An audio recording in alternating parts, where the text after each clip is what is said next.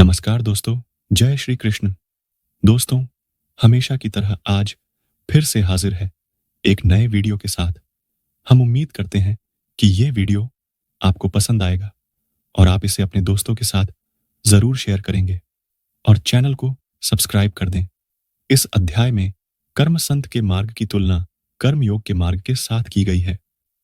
श्री कृष्ण शिष्य हैं कि दोनों एक ही लक्ष्य की ओर ले जाते हैं और हम इनमें से किसी एक का चयन कर सकते हैं, लेकिन कर्म का त्याग तब तक नहीं किया जा सकता जब तक मन पूर्णतः शुद्ध न हो जाए, और मन की शुद्धि भक्ति के साथ कर्म करने से प्राप्त होती है।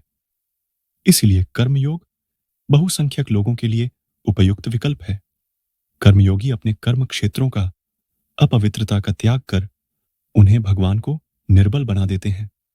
इस प्रकार से वे पाप से अप्रभावित रहते हैं। जिस प्रकार से कमल के फूल का पत्ता जल में तैरता है, बुरा जल उसे स्पर्श नहीं कर पाता। ज्ञान के आलोक में वे शरीर को नवद्वारों के एक नगर के रूप में देखते हैं जिसमें आत्मा निवास करती है।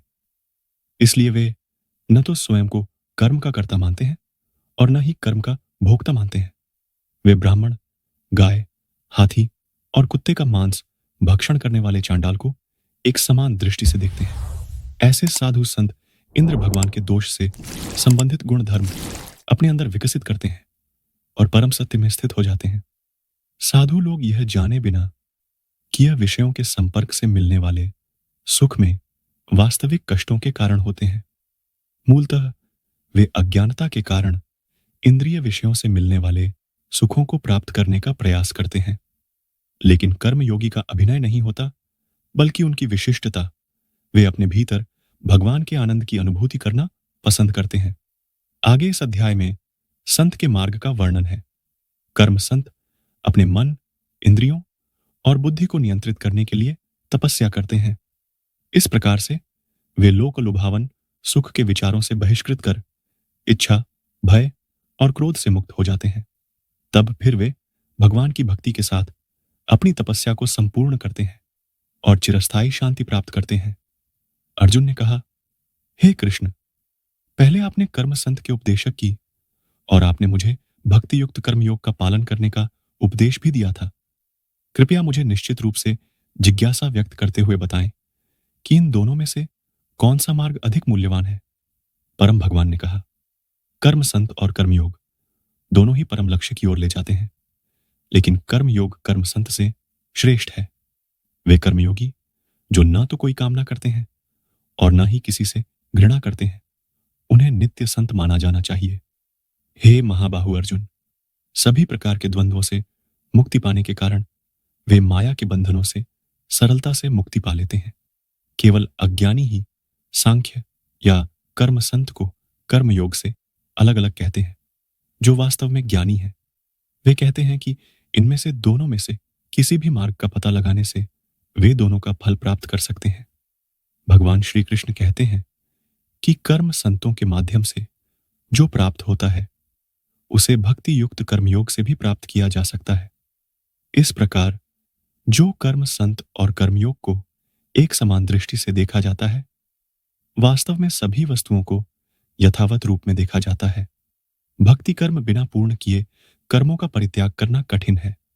हे महाबलशाली अर्जुन, बुरा जो संत कर्मयोग में संलग्न है, वे शीघ्र परम भगवान को पा लेते हैं। जो कर्मयोगी विशुद्ध बुद्धि से युक्त हैं, उनके मन और इंद्रियों को वश में रखा गया है और सभी पवित्र आत्मा में आत्मरूप परमात्मा को देखा जाता है। वे सभी प्रकार के कर्म कभी कर्म बंधन में प्रदर्शित नहीं होते हैं। कर्मयोग में दृढ़ निश्चय करते हुए हमेशा देखते रहना, उठते रहना, छूते रहना, सूंघते रहना, फिरते रहना, सोते रहना, सांस लेते रहना, टूटते जाना, त्यागते रहना, ग्रहण करते रहना और जागते रहना या बंद करते रहना, यह कहते रहते हैं, मैं करता नहीं हूं। और दिव्य ज्ञान के आलोक में वे यह देखते हैं कि भौतिक इंद्रियां ही केवल अपने विषयों में क्रियाशील रहती हैं। वे जो अपने कर्म फल भगवान को समर्पित कर सभी प्रकार से अपवित्र कर्म करते हैं, वे पाप कर्म से उन्हीं प्रकारों से बने रहते हैं जिस प्रकार से कमल के पत्तों को जल स्पर्श नहीं कर पाते हैं। योगी जन आस्तिकता को अपने शरीर, इंद्रिय, मन और बुद्धि का त्याग करके केवल अपने शुद्धिकरण के उद्देश्य से कर्म करते हैं। कर्मयोगी अपने सभी कमरलोन को भगवान को चकमा देकर शांति प्राप्त कर लेते हैं, जबकि वे जो अपने निजी सेवकों से प्रेरित कार्य करना चाहते थे, वे बंधन में पड़ जाते हैं, क्योंकि वे कमरलोन में असक्त कर्म करते हैं। जो देहधारी जीव आत्मनियंत्रित एवं निरासक्त होते हैं, 9 द्वार वाले भौतिक शरीर में भी वे सुख वंचित रह जाते हैं, क्योंकि वे स्वयं को कर्ता या किसी कार्य का कारण बताकर द्वेष के विचार से मुक्त हो जाते हैं। न तो कर्तापन का बोध और न ही कर्मों के क्रियमाण भगवान से प्राप्त होते हैं, तथा न ही वे कर्मों के फल का सृजन करते हैं। यह सब प्रकृति के गुणों से सृजित होते हैं। सर्वनिरपेक्ष परमात्मा किसी के पापमय कर्मों या पुण्य कर्मों में स्वयं को स्थापित नहीं करते। बोरा जीवात्मा मोहग्रस्त रहती है, क्योंकि उनका वास्तविक आत्मिक ज्ञान अज्ञान से अप्राप्त रहता है। उस ज्ञान से परमात्मा का प्रकाश उसी प्रकार प्रकाशित होता है जैसे दिन में सूर्य के प्रकाश से प्रकाशित सभी वस्तुएं हो जाती हैं। वे प्रोटोकॉल बुद्धि भगवान में स्थिर हो जाते हैं, और जो भगवान में सच्ची श्रद्धा उन्हें परम लक्ष्य प्रदान करती है, वे पूर्णतया तेलीन हो जाते हैं। वे मनुष्य स्थिर स्थिति में पहुंच जाते हैं, जहां से फिर कभी वापस नहीं आते हैं, और उनके सभी पाप ज्ञान के प्रकाश से मिल जाते हैं। शिष्य ज्ञानी महापुरुष एक ब्राह्मण, गाय, हाथी, कुत्ता और चांडाल को अपने दिव्य ज्ञान के चक्षुओं द्वारा समदृष्टि से देखते हैं।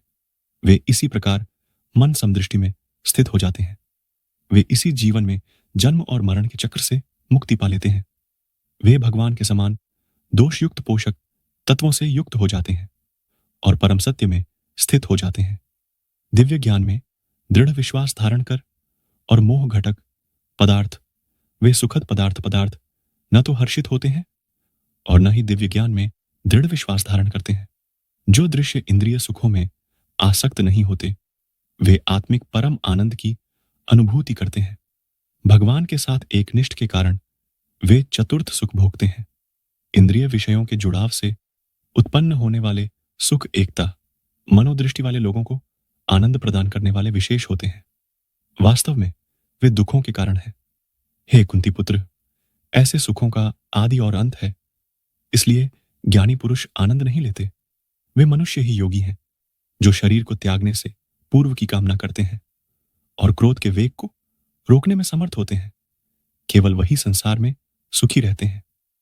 जो अंतर्मुखी आकाश सुख का अनुभव करते हैं, वे भगवान को आनंदित करने में ही आनंदमय वातावरण और आध्यात्मिक प्रकाश से प्रकाशित रहते हैं।